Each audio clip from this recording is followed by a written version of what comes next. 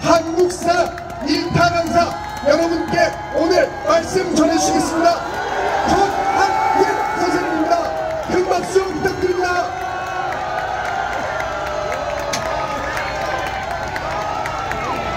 전학길! 전학길!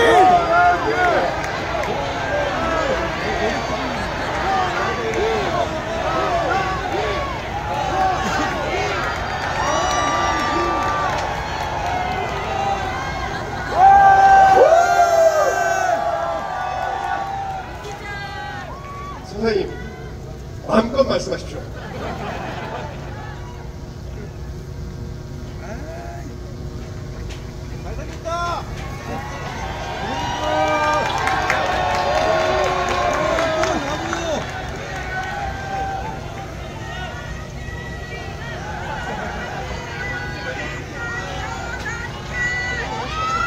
I am 크리스찬 전한길입니다.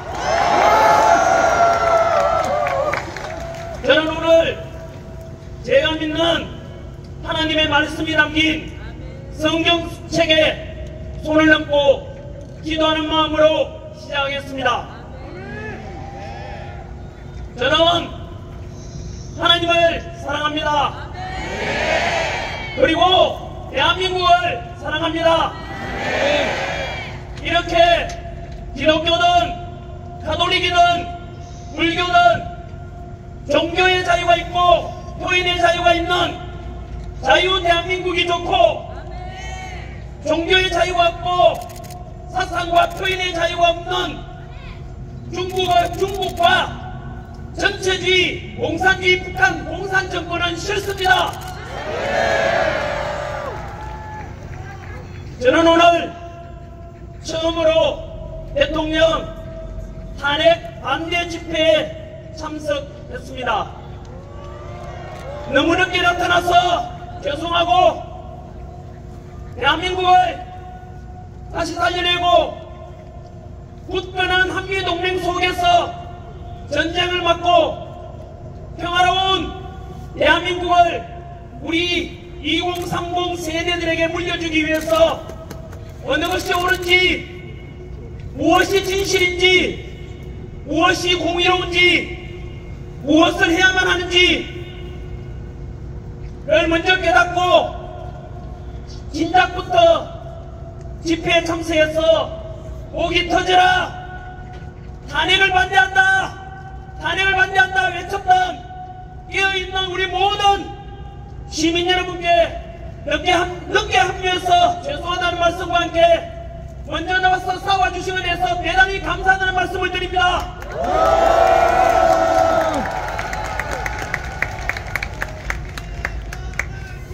저처럼 비록 집회에 직접 참석 못하지만 대한민국 전국 방방곡곡에서 탄핵 반대를 응원하는 수천만 명의 국민들이 박수를 보내고 있고, 이것을 우리가 모두 아시고 더욱 소리 높여 탄핵 반대를 외쳐주십시오. 이 추운 겨울 차가운 아스팔트 위에서 대통령에 대한 탄핵과 망신주기식 무리한 체포와 구속에 맞서고, 공정하지 못한 재판에 맞서고, 왜곡 보도하는 거대한 언론 권력에 맞서서 침몰하려는 우리 대한민국을 살려내고자 탄핵 반대를 외치고 용감하게 싸워주신 여러분들 덕분에 국민들도 진실을 알게 되었고, 비상계엄 직후에 10%밖에 되지 않던 대통령 지지율이 현재 마의 벽이라 했던 40%를 넘었고, 오늘이 지나면 50%를 넘게 될 것이고, 조만간 60%를 넘게 되면 윤석열 대통령께서는 100% 직무 복귀하실 겁니다.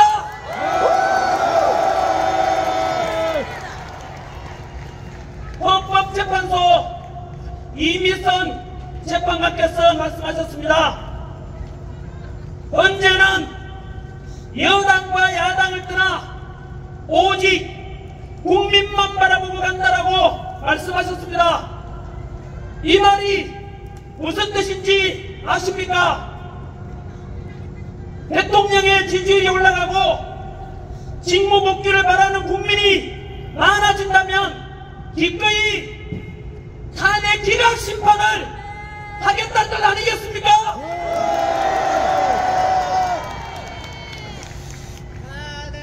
2030 세대 여러분, 그리고 모든 국민 여러분, 민주주의의 주인은 누구입니까?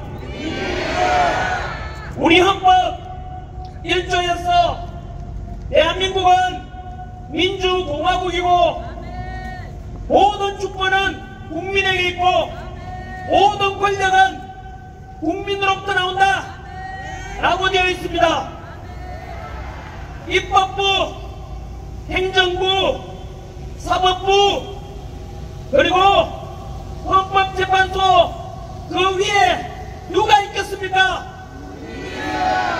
바로 이 땅의 주인인 우리 국민이 제일 위에 있는 것입니다.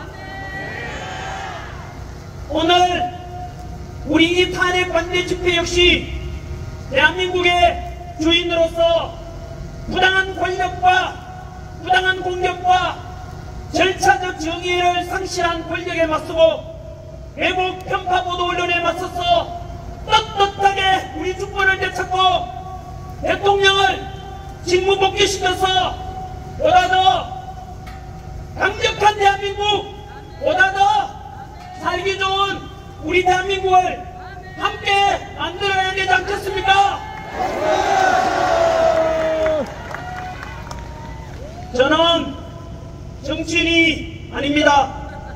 지난 26년 동안 수능 강의와 공문 강의를 통해서 2030 세대들을 가르치면서 살아온 한국사 강사입니다. 한국사 강의를 하면서 대한민국을 사랑하고 대한민국 국민으로서 늘 자부심을 가지고 살아가라 라고 가르쳤습니다. 우리는 아픈 역사를 가지고 있습니다. 35년간의 일제 식민지배를 겪었고 연이어 동족 상잔의 비극 6.25 전쟁으로 무려 300만 명 이상 희생되는 전쟁을 치렀습니다. 이렇게 식민지배와 전쟁으로 전 세계에서 가장 가난했던 나라가 석유 한 방울 하나 나지 않고 지하자원 하나 나지 않는 이 나라에서 놀랍게도 현재 세계 198개국 중에서 경제력 12위, 군사력 5위, 제조 강국 5위, 국력은 우리를 오랫동안 식민지배를 했던 일본을 넘었습니다. 그리고 지난해 수출액은 6,800억 달러로 사상 최고치를 경신하였고 이 어려운 세계 경제 상황 속에서도 무려 국제 무역 수지 500억 달러 흑자를 기록하였습니다.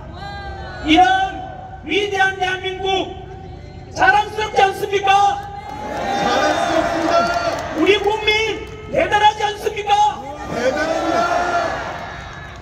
이렇게 세계 최빈국에서 국력 6위에 오를 수 있던 것은 바로 당신께서는 못 먹고 못 입고 못 누리고 오직 국가와 가정과 자식 세대를 먹고 살게 하려고 불철주야 희생하고 헌신하신 우리 부모 세대의 땀과 노력 덕분 아니겠습니까? 이제 늙어서 주름은 깊어지고 기력은 약해졌지만 우리는 우리를 위해서 헌신하신 우리 부모 세대, 할아버지 할머니 세대에 감사함을 잊어서는 안 될 것입니다. 저희 아버지, 어머니 역시 일평생 동안 가난 속에서 농사 짓고 오직 자식 위해서 고생만 하시다가 저희 아버지께서는 호강 한번 하지 못해보시고 이미 하늘나라에 가셨고 시골에는 저희 어머니 홀로 계십니다. 우리 2030 세대 여러분, 그리고 저와 같은 4050 세대 여러분 모두 같은 마음으로 우리 자식들 위해서 헌신하신 우리 지금의 대한민국을 이만큼 먹고 살게 만들어주신 우리 부모 세대분들, 그리고 할아버지 할머니 세대분들에게 감사의 뜻으로 박수를 한번 크게 올려주십시오. 감사합니다. 그리고 아버지 어머니께서 살아계신다면 목숨을 다해 효도하십시오. 그리고 지금까지 한 손에는 태극기 들고 한 손에는 성조기 들고 오직 대한민국과 든든한 한미동맹을 위해서 애써주셨던 우리 어르신분들께 사실은 저도 좀 삐딱하게 봐왔던 것에 대해서 사과드리고 용서를 구합니다. 어르신들의 행동이 실천이 옳았습니다. 우리 실천해 주시고 오직 애국의 마음으로 직접 현장에 나와주시고 목소리 내주신 어르신들 덕분에 지금 우리가 있으니 이제 오늘도 지금은 다행히도 둘러보시면은 이제는 2030 세대분들이 더 많습니다.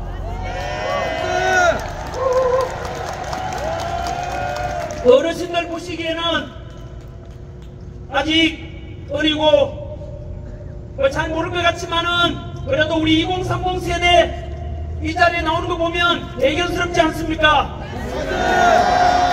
잘해낼 겁니다. 한번 믿어봐 주십시오. 이제 21세기 첨단 디지털 시대에 좌파 우파를 넘고 진보 보수를 넘어서 보다 더 합리적이고 공정하고 상식이 존중되는 멋진 대한민국을 우리 2030 세대들이 만들어갈 것이라 믿어보겠습니다.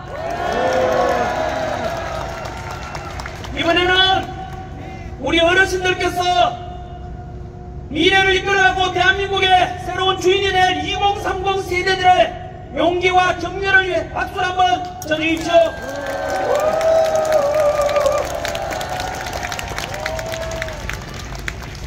바로 이겁니다.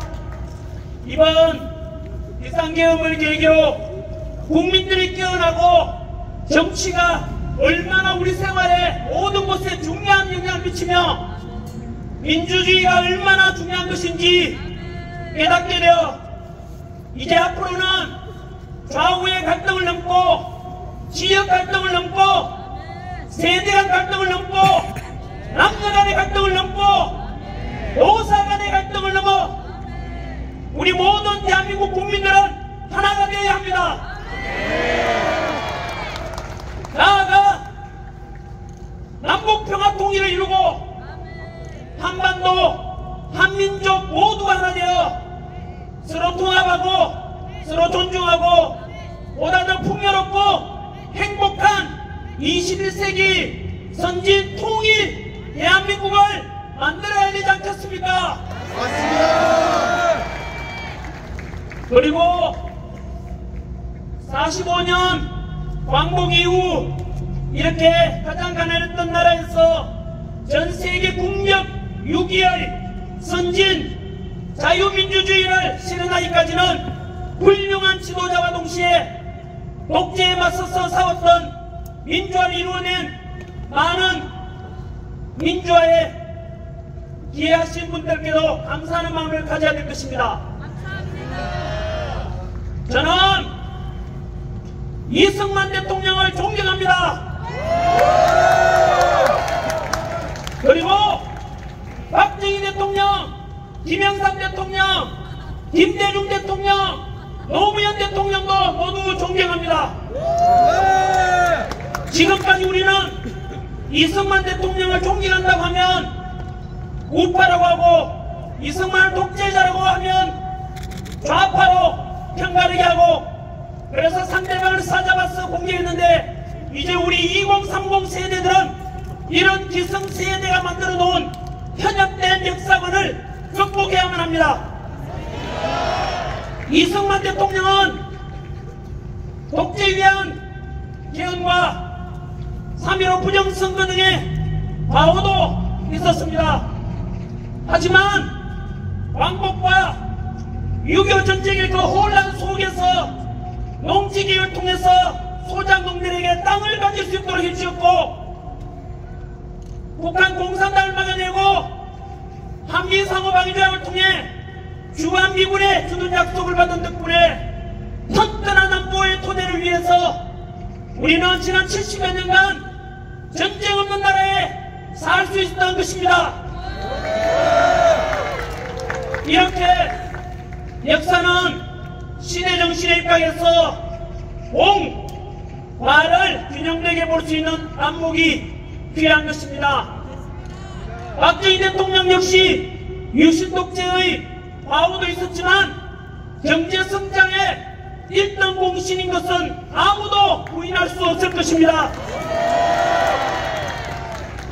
또한 일평생 민주화운동을 위해서 헌신하신 김영삼, 김대중 전 대통령 역시 우리는 그분들께도 역시 감사하는 마음을 가져야 할 것입니다.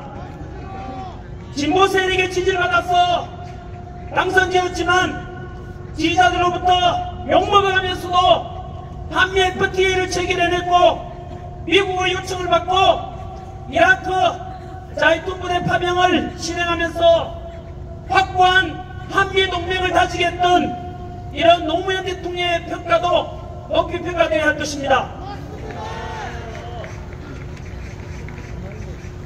이제야 밝힙니다만 저는 노무현을 사랑하는 모임 노사모 출신입니다. 노무현 대통령이 가장 심연을 기울이며 이루고자 했던 것이 무엇인지 아십니까? 바로 동서통합, 국민통합이었습니다. 이런 노무현 정신을 또 이어받아서 이제는 남북평화 통일을 통해 남북통합까지 이루고 나아가 세계평화와 화합에도 우리가 모두 기여해야 할 것입니다. 정치에 한 발 떨어져 있던 전환길이 왜 이렇게 직접 집회에 나오게 되는지 아십니까? 지난 12월 3일 비상계엄이 선포되었을 때 저는 비상계엄은 미친 짓이다, 21세기 선진 대한민국에서 무슨 비상계엄이냐고 비판하는 영상도 올렸습니다. 하지만 탄핵 정국 50여일을 지나면서 몰랐던 사실들이 많이 드러났습니다. 도대체 왜 대통령이 비상계엄을 선포했는지 그 이유와 전후 과정을 통해서 실체를 알게 되었습니다. 우리 현대사에서 근해 야당의 입법 폭주와 함께 무려 29차례의 탄핵으로 결국 대통령도 탄핵되고 국무총리도 탄핵되고 범죄자를 수사하겠다는 중앙지검장과 검찰도 탄핵시켰고 부정을 감시하는 감사원장도 탄핵. 결국 지금 대한민국은 안보 책임자인 국방부 장관도 없고 치안과 안전 책임자인 행안부 장관과 경찰청장도 없습니다. 이런 시국에 대행의 대행마저도 말 안 들으면 또 탄핵하겠다고 협박하고 있는 상황입니다. 이런 상황을 지켜보고 있는 모든 국민들은 어떻게 분노하지 않을 수 있겠습니까? 뿐만 아니라 비상계엄의 이유 중 하나, 야당의 일방적인 2025년 예산안 삭감, 들여다보면 경악을 금치 못합니다. 대통령 특활비 82억 원 이 예산을 영원으로 만들었습니다. 조폭과 범죄자 잡는 검찰의 경비 587억 원도 망원으로 만들었습니다. 마약 사범 잡고 치안 활동하라는 경찰의 경비 31억 원도 전액 삭감해서 망원 만들었습니다. 옆에 우리 지켜주시는 경찰분들 보고 계십니까?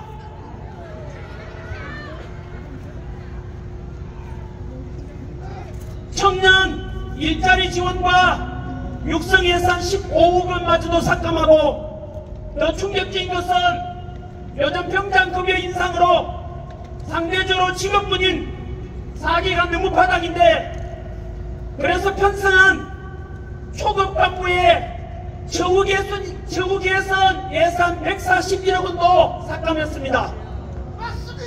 이런 것을 보면서 과연 야당은 예산 삭감한 이유가 진정으로 국민을 위한 것이 맞습니까?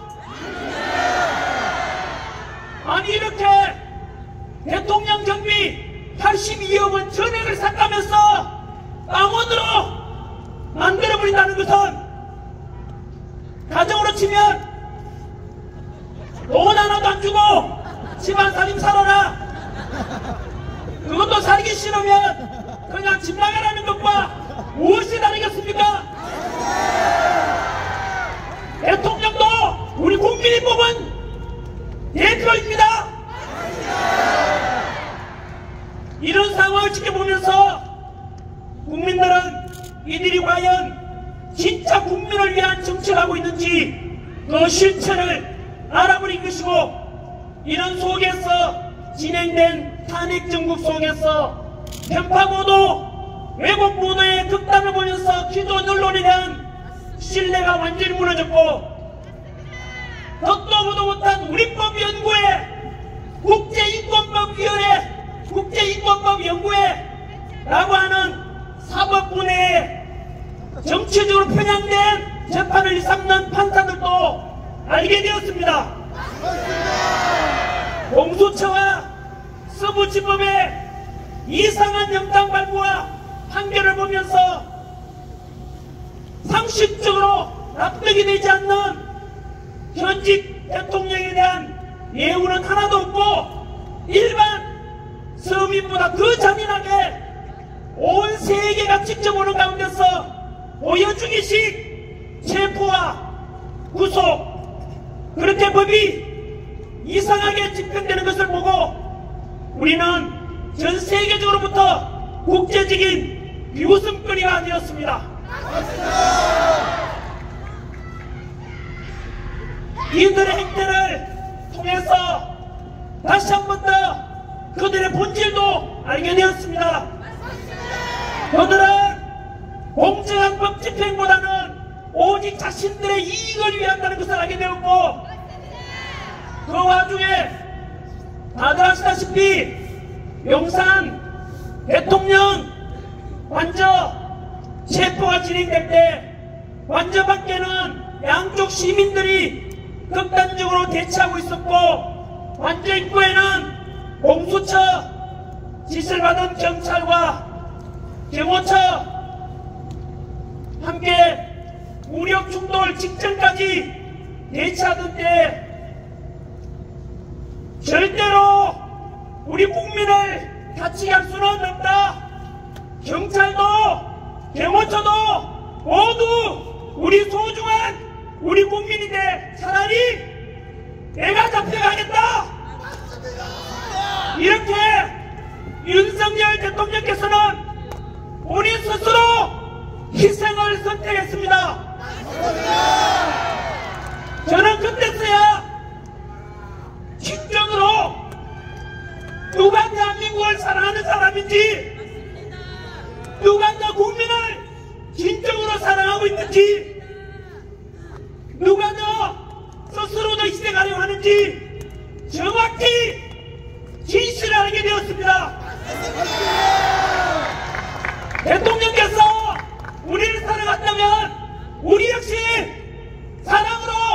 대통령에 대한 사랑으로 보답해야 되지 않지 않습니까?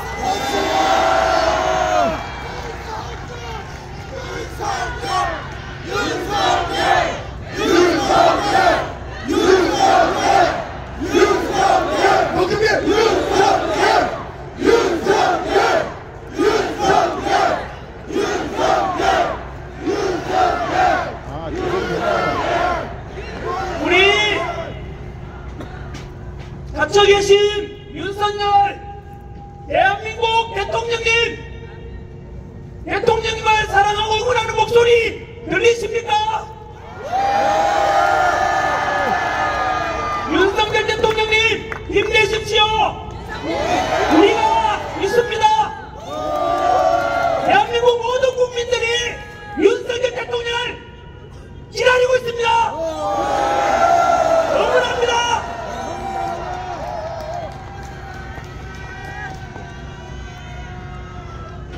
요즘 어떤 사람들은 비상계엄을 계몽령이라고 부르는 사람들이 있습니다. 맞습니다. 비상계엄과 대통령 탄핵 후 야당에서는 내란이라고 하고 대통령께서는 그에 맞서 입법 독주와 행정부를 마비시키고 29회의 탄핵과 일방적인 예산 삭감, 이러한 국회의 해악질을 국민에게 호소하고자 선포한 합법적인 기업이라고 맞서고 있습니다.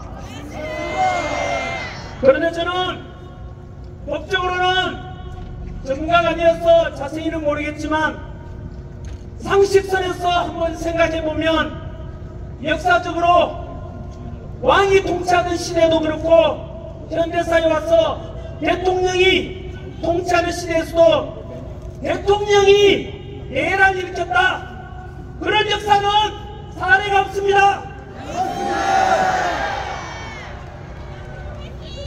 계엄군 동원도 35,000명이 동원되었던 5.16 군사정변, 2만여 명이 동원되었던 12.12 사태 등과 비교해봤을 때 10분의 1이 아니라 100분의 1밖에 안 되는 인원이라서 국회를 찾아가려면 최소 수천 명은 동원돼야 할 텐데 기껏 국회의원 수보다 더 적은 280명, 선관위에 297명이 동원되었고 거기다가 실탄도 장전되어 있지 않았습니다.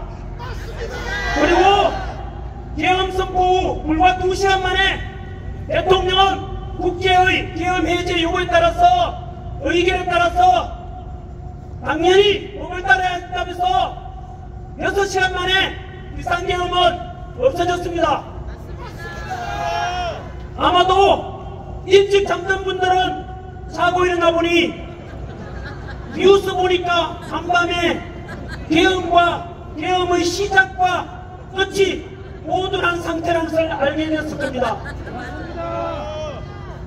아무튼 저는 분명히 비상계엄은 잘못되었다라고 생각은 합니다. 하지만 재판을 끝내봐야 할 것이므로 많은 국민들이 계몽령이라기도 하는데 여러분들께서는 어떻게 생각하시는지 모르겠습니다. 저는 앞에 수많은 사례들을 통해서 분명히 우리 국민들은 그동안 수면 밑에서 감추어졌던 엄밀하고 우리가 무시고 넘겼던 것들이 이번 비상계엄 계기로 다 모든 것이 드러나면서 우리는 실체를 보게 되었고 진실을 보게 되었고, 그래서 국민들이 지금 다시 일어났고 이 속에서 비상계엄 그리고 탄핵에 대한 찬성 집회에도 지금 반대 집회보다 인원이 없지 않습니까? 국민 여러분, 탄핵 반대 목소리가 들리십니까? 국민들이 이제 깨어났다는 것입니다. 이러니까 계몽령이 저는 맞다고 생각합니다.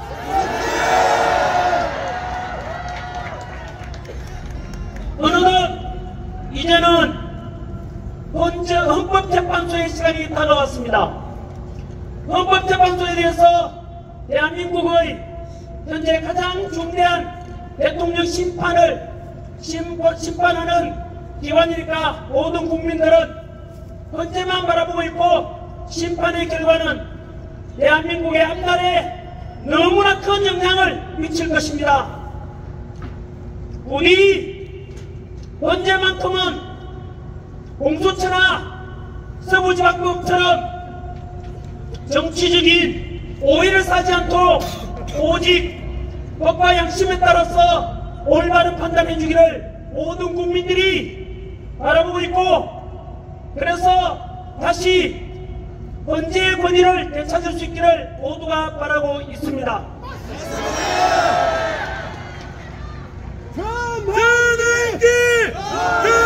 그런데 안타깝게도 이미 여러 불공정성 논란이 일어나고 있습니다.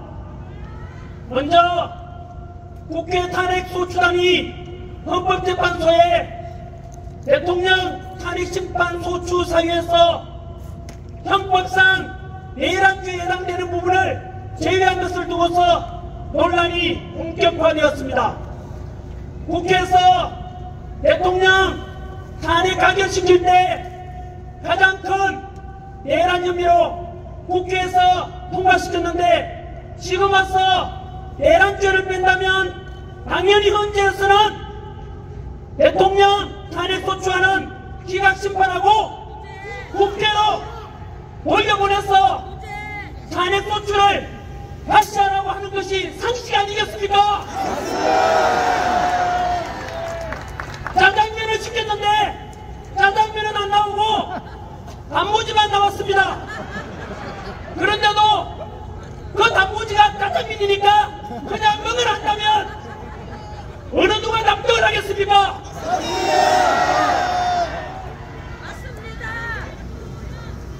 그러나 헌재에서는 또 아무 문제 없다고 하면서 현재 탄핵 심리가 진행되고 있습니다. 그리고 최근 헌재 재판관 중에서 문영배 재판관과 이재명 야당 대표와의 친분 의혹에 대해서도 역시 헌재는 개인적 관계로 심리에 영향이 없다라고 일축하였습니다. 정말로 이해가 되지 않고 납득이 되지 않습니다.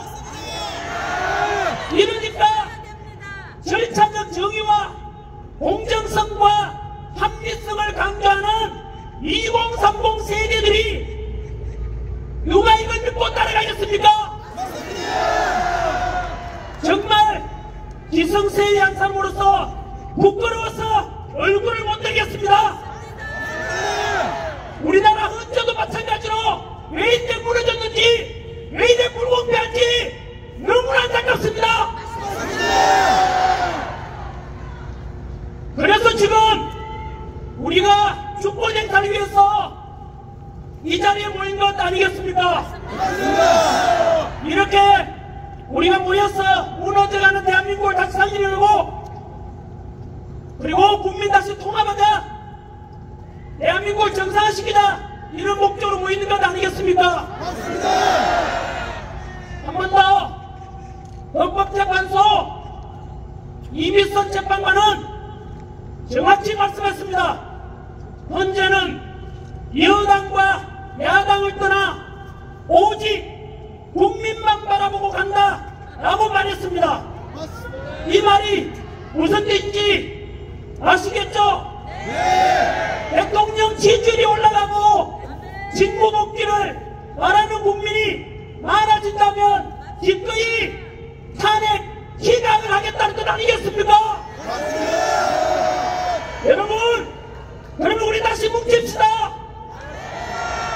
보수든 진보든 뭉쳐서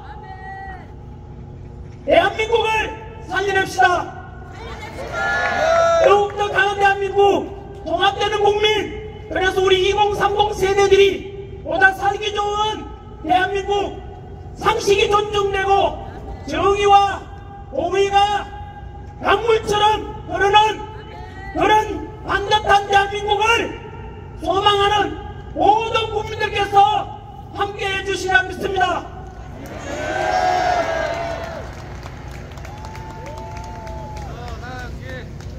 한 번 더 강조드립니다. 비상계엄 직후에 10%까지 떨어졌던 대통령 지지율이 현재 마의 벽이라 했던 100%를 넘었다고요. 40%를 넘었고 오늘 이 시간이 지나면 50%를 넘게 될 것입니다. 그리고 60%가 넘어가면 100% 탄핵 기간이 될 것입니다. 그리고 우리 윤석열 대통령께서는 다시 직무 복귀하실 것입니다.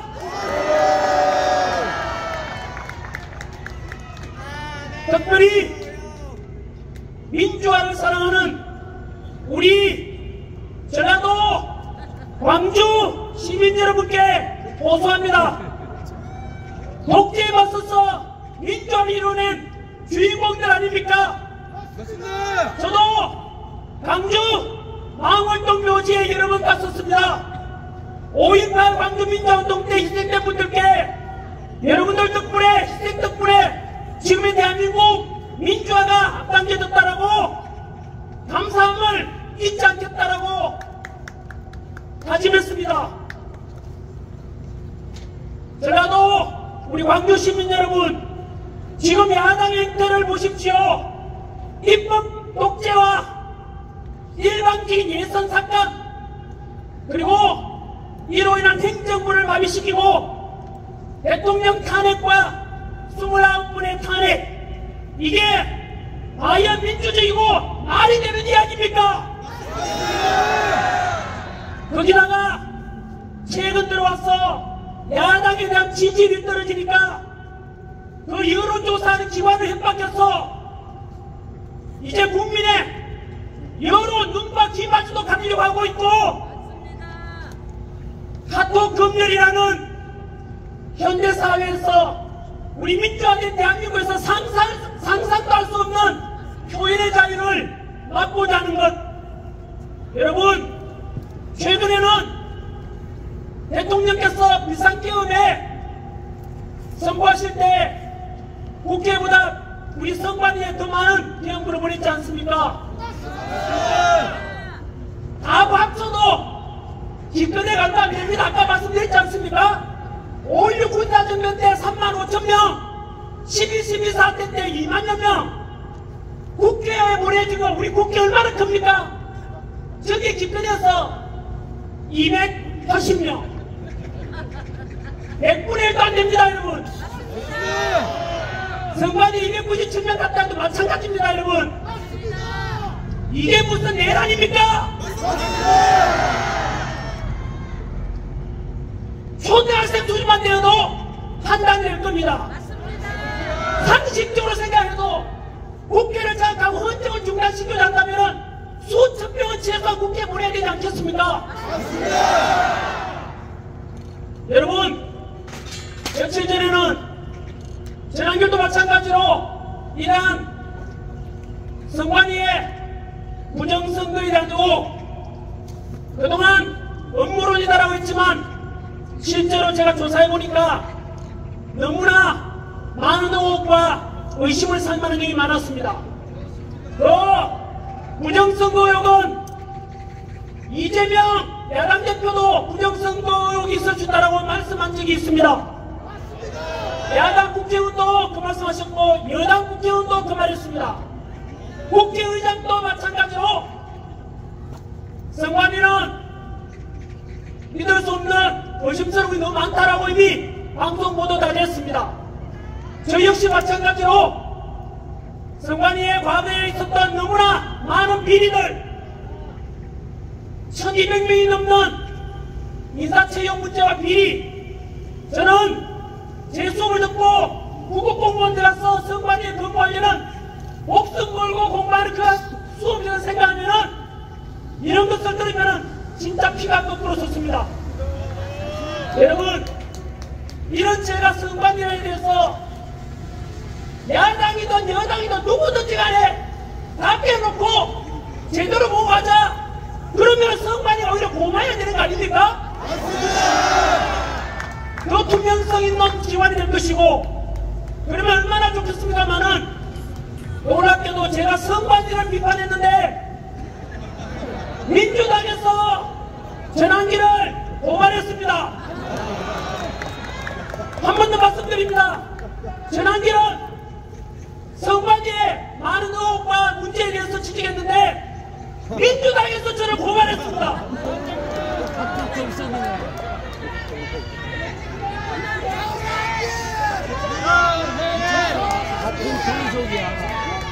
이게 과연 대한민국에서 선진화된 대한민국에서 과연 민주당이라 이런 말은 그 당에서 이런 짓을 할 수가 있습니까? 어떻게 국민들의 대상으로 카카오톡 금지를 하고 이틀만 해서 표현의 자유만도 막고자 하는 것 보면 이게 과연 진심으로 민주당 맞는지 의심스럽습니다. 그리고 70년대, 80년대, 우리 90년대 민주화 운동을 해오신 분들께 여쭙고 싶습니다. 우리가 독재에 맞서서 싸우고 이뤄낸 우리가 꿈꾸었던 민주화가 지금 민주당이 행하는 이런 모습 맞습니까? 표현의 자유를 말살하고 공정과 상식은 무너지고 엄수와 반칙이 팽배해지는 모습 다 보고 있지 않습니까? 진정으로 그런 것을 원했다면 침묵하시고 그렇지 않다면 민주화 운동했던 분들이 열고 올라고 목소리를 해야 되지 않겠습니까?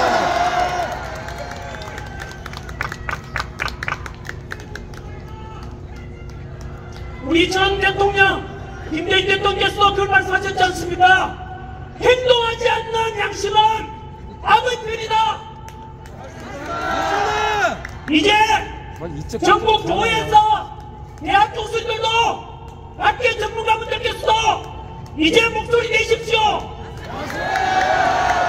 이제 더 지쳐나가는 어느 날 내가 왜 그때 침묵했었지 아마 후회하게 될 것이고 어느 날 우리 손자 손녀들이 물었을 때 그때 대한민국이 무너져갈 때 대통령이 탄핵 위기에 처했을 때 왜 아버지 할아버지께서는 침묵하셨습니까? 비겁했습니다라고 욕먹게 될 것입니다.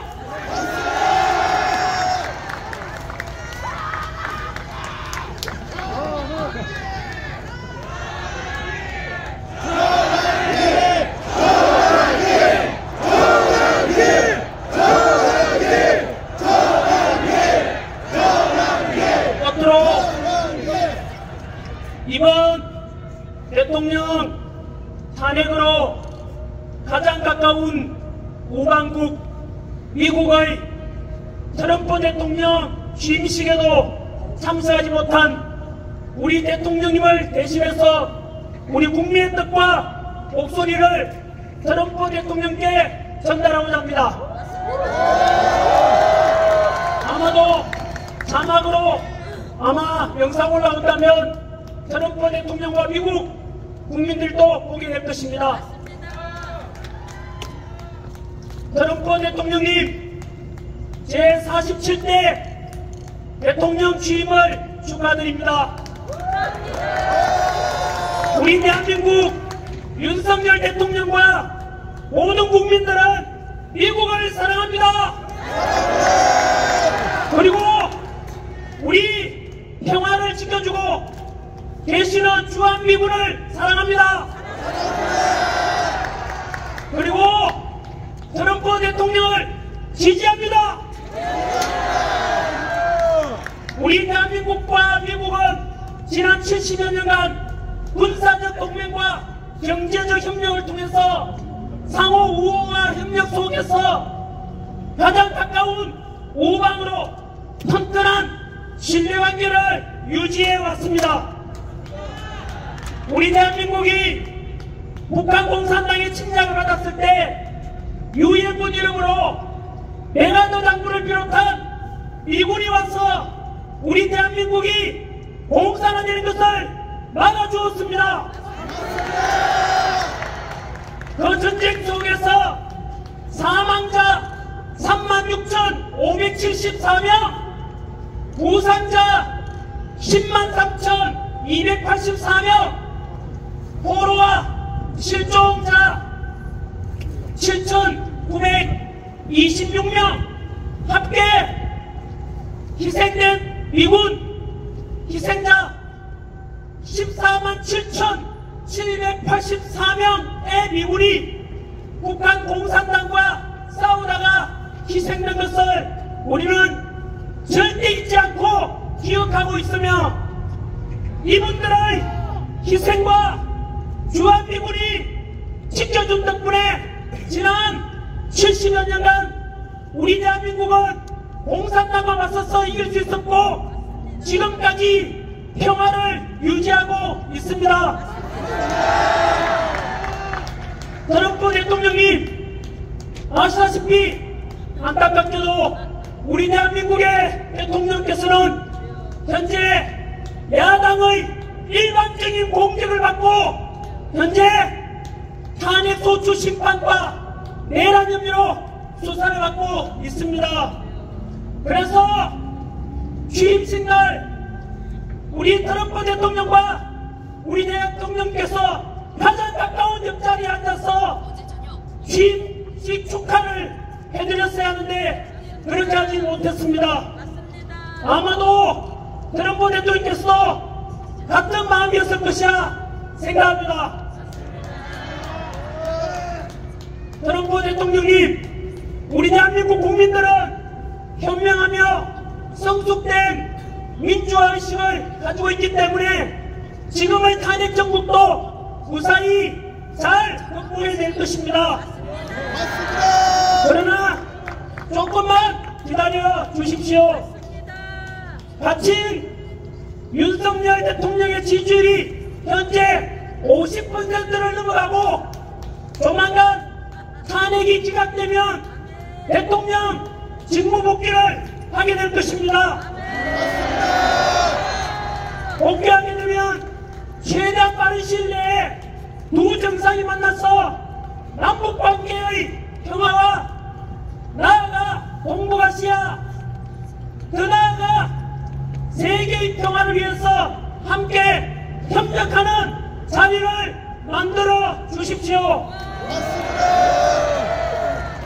한 번 더 트럼프 대통령의 취임을 축하드리며, 우리 대한민국은 지금까지 가장 돈독한 신뢰 속에서 함께해온 한미관계처럼 앞으로도 언제나 상호 협력을 통해서 세계의 평화에 기여하고, 그래서 재임 기간 동안에 노벨 평화상을 우리 윤석열 대통령과 두 분이서 함께 나란히 수상할 수 있기를 소망하고 기도하겠습니다. 우리 국민 여러분, 트럼프 대통령이 들을 수 있도록 트럼프! 트럼프! 외치십시오.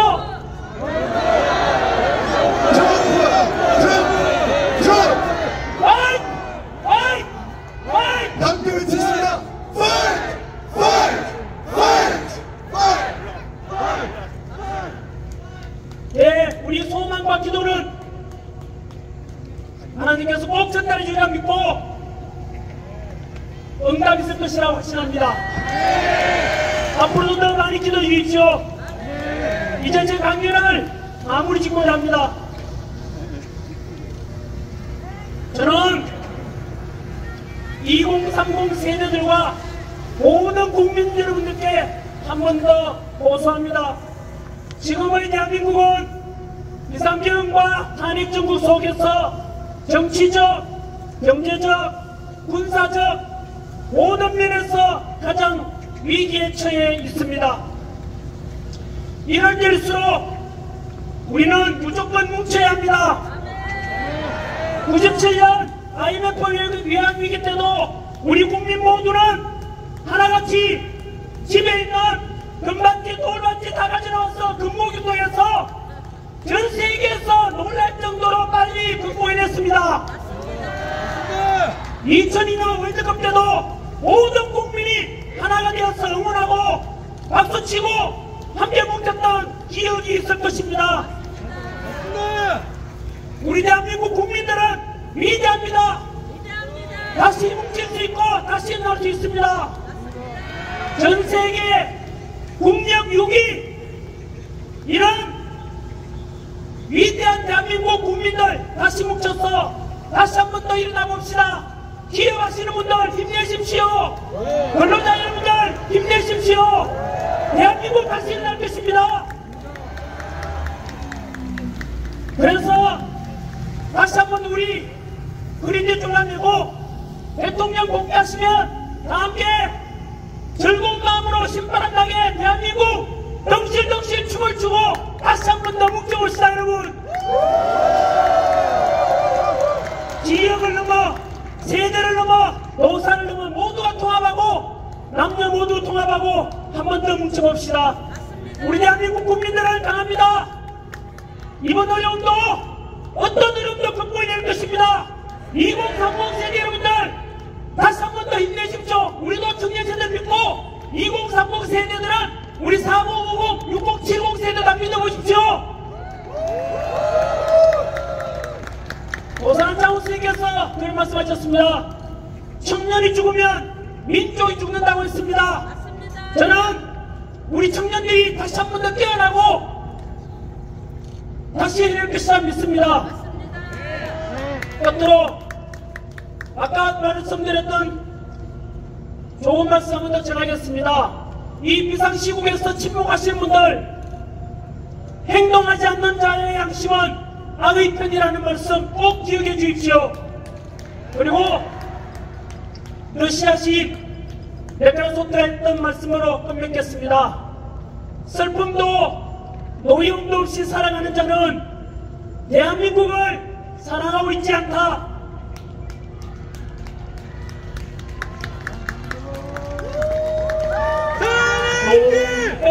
노해물과 백두산이 마르고 닳도록 다 함께 일어나서 역할을 부르겠습니다. 하나님이 보호하사 우리 나라 만세 무궁화 삼천리 화려함사